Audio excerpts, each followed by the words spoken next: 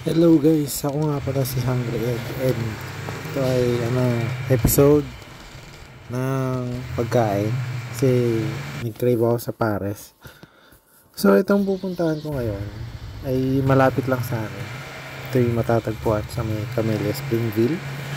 So samahan niyo ako guys sa aking biyahe papunta doon sa Camellia.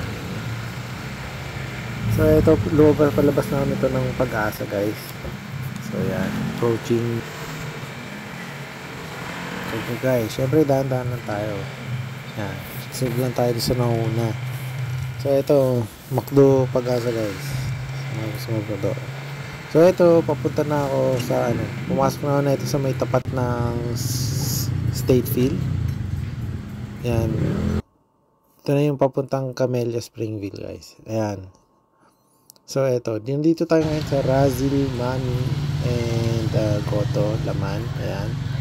Bali yung inord ng pares, kanin, log, tapos okra. Yun. So masarap naman siya guys. Mura lang. Tingin naman. Yung kanin nila plain rice lang. Pero pwede na. Sarap guys. Masarap ang kanin nila. Hindi siya yung mga masa-masa na sobrang dry. Sakto lang siya. Mura yan guys, mura. Nakikita nyo ito sa presyohan. So, i-join ko muna yung food ko guys. Yan, wala mo ng pansinan. Kain lang, kain. Nag-gym nga pala ako kanina. So, kaya kailangan ko ng food.